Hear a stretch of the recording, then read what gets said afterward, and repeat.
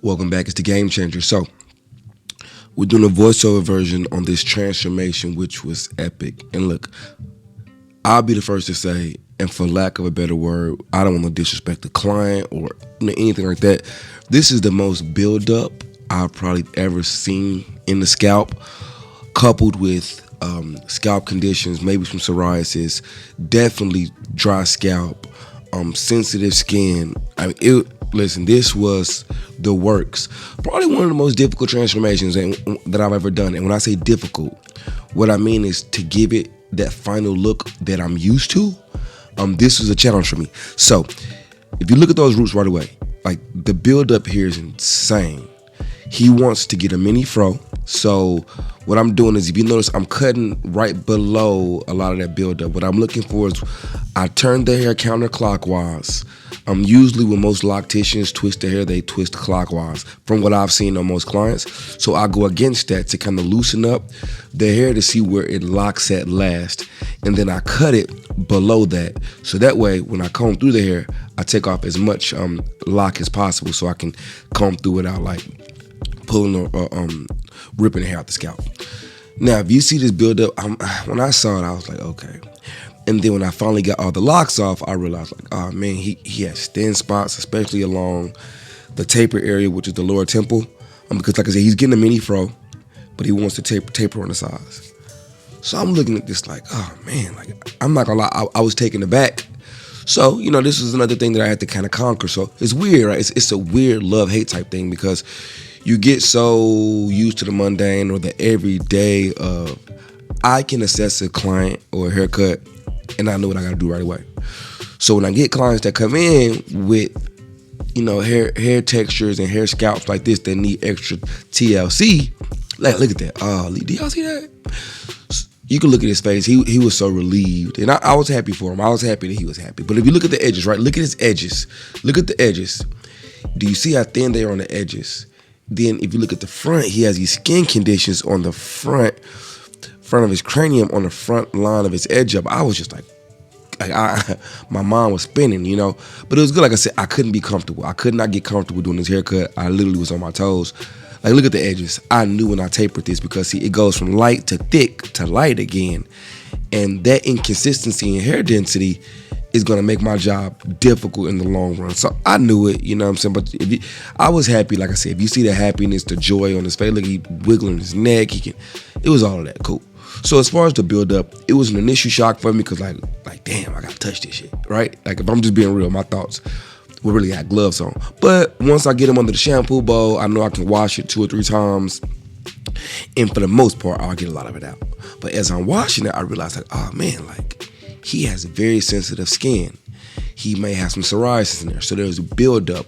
Not really so much scabs, but a lot of dead skin. I'm not trying to make this like gruesome for you, but it was definitely like, okay.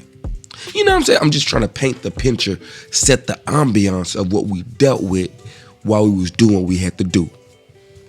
All right, so now that I'm done complaining, let's get to work. All right, so after I wash the scalp about 2 or 3 times.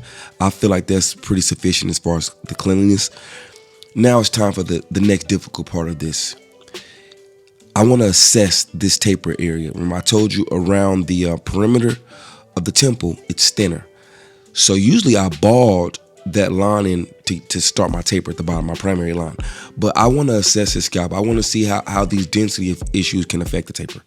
And I noticed right away when I start to taper with my 2-guard that the further I get away from the edge up, the more dense his hair is, which makes that fade look weird because it's still very light and less dense on the edges. So now I have to manipulate this taper to where, see, like if you look right there, the further away from the edge up is super dense, but along his edges is so thin. So I'm like, okay. And then, like I said, I still have those scalp issues. So the more I comb his scalp, the more skin flakes off of his off the surface of his head. So I'm like, damn. So what I do to alleviate this, instead of me balding it out, I'm gonna taper him first.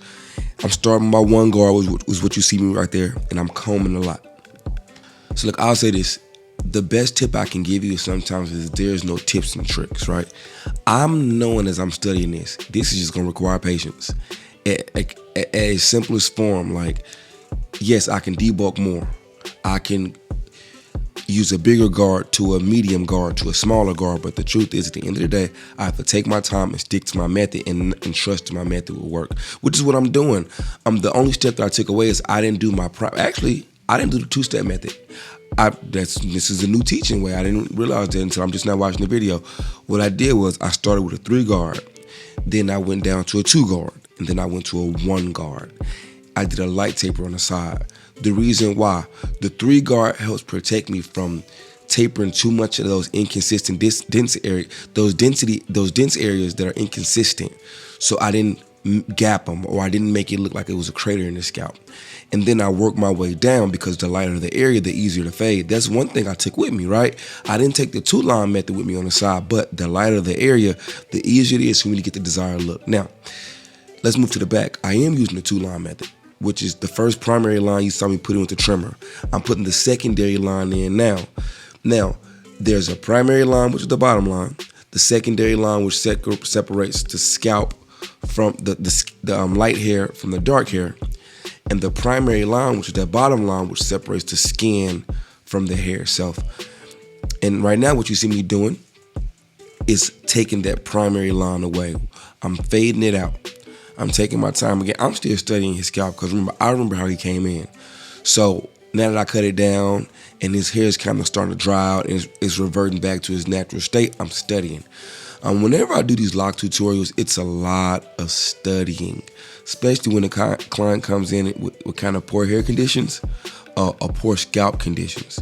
Now, what I'm doing now is I'm debulking, and I'm still kind of nervous. I'm like, what's under here? Even though it looks dense in the back or it looks consistent with the thickness, I don't know what it is or isn't. And I also don't know the growth patterns. Again, I can tell that he had multiple growth patterns. Like, it's a lot of studying. And then once I kind of debulk with the 2 guard, the reason why I debulk is because I take out some of this thickness, some of that bulk that's all concentrated in one area. I want it to slowly, gradually fade out. That's why I go from a 2 to a 1.5 to a 3 on the side, a 3 to a 2 to a 1.5. Let me rephrase that. In the back, I go from a 3 to a 2 to a 1.5 to a 1. All right, so just to study, I have to assess the situation as it comes. If you notice on my comb, I'm using the thicker side. I'm using the wider side to space the hair out more. And yeah, once like right now, the purple guards are 2. This combing method that I'm doing right here is the same thing as me debulking. I'm just turning the clipper around. It's kind of combing the hair down and making it more manageable. This guard you see me with now is the 1.5 I explained. So remember, 2, 1.5, 1. All right. So yeah, it's really just like I said, it's just assessing. Like when he came in, I was like, damn, like I felt like this is a good point. Let me give you this good tip. When you find yourself in a haircut that is uncomfortable for you, find a safe place. Find something you know that, okay, if I get this haircut to here, I'm fine. Like, that's one thing I probably haven't told y'all in any videos. Whenever I'm doing a haircut, especially a transformation, the first thing I think is, where can I get this to a place that I'm safe at? Example, good analogy. You ever got lost when you was driving? The first thing you think of is, let me see a mile marker or a landmark that I'm familiar with. If I can just get to where I'm familiar with, I'm safe. Or let's just say you're going out of town with your family and you're headed back home, but you got to use your GPS because you don't know where you're going. The moment you see that interstate sign or that highway sign or that exit sign that you know, you can put your phone down because you now know where you're going. You know where you're going by heart. Same thing with a haircut.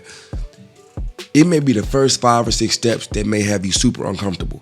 But once you get that haircut to boom, insert certain spot, and you're comfortable there, you're good. And that's what I was thinking doing this haircut. Okay, this is a little here, this is a little there. But I know once I get this haircut to here, I'm good. So if you didn't take anything from all my blabbering, I hope that works for you. Yeah, to me, the taper looking like it's coming together well. Like I said, you can see some of those skin conditions I was talking about, some of the dry skin and all that type of stuff, but it's looking really well. I'm starting to get comfortable. I'm not nervous anymore, and we getting to it. So y'all watch when it's time for the next step. I'll come back.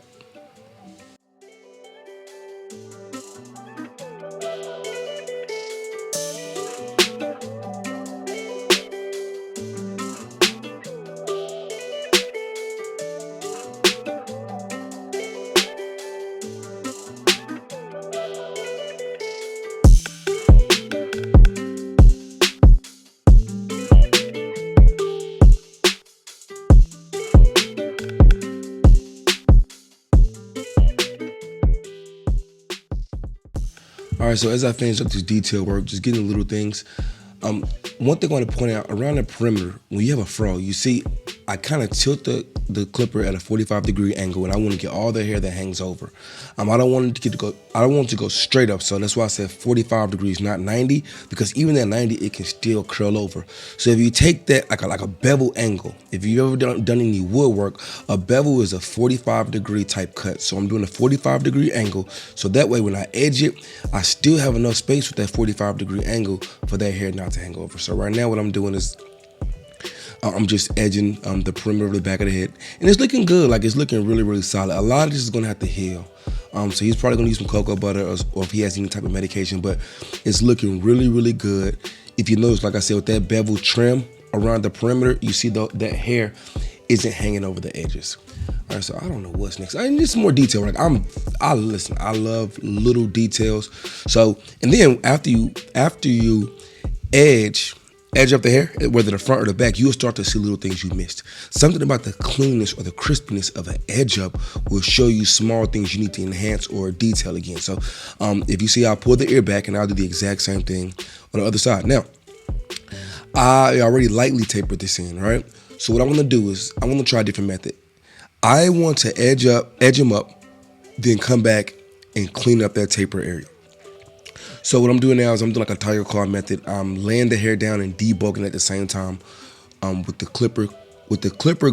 clipper closest to the scalp. Now I'm just stretching the skin and edging them up. Remember, like, these edges are really light. Now this is a period where a lot of people will push the edge up back, but it's unnecessary still. I'm still not going to advocate an extreme pushback. I just find out where his hair grows thickest. I lay the hair down, and then I use the razor. Shout out to my shave gel coming soon. I know, I promise. It's worth the wait. As you see, you all, it's a really good shave gel. Even on scalp with skin conditions, it's not going to flake the skin up or turn super white and cakey because of the minerals in the hair. See, it's a clean shave gel. All right. So, yeah, just wanted to shout that out because I believe in it and it works well. I put a lot of time and energy to this shave gel, as you can see, because it's still not out yet.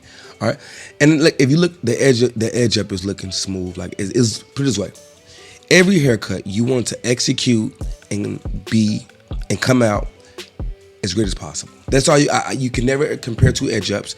You have to maximize each person's edge up. Now, along the front of the edge up, right? This is where a lot of that build up. A lot of that dead skin is, no matter how much you comb it off, you don't want to irritate the skin, make it turn red. I have to accept what his skin is giving me. And that's exactly what I'm doing. So I hope you all enjoy it. I think I'm going to do the beard. I'm kind of freestyling this voiceover. So I'm about to sit back and watch what I do next. And then I'll come back when it's something I need to speak on. I'm going to read and watch and react.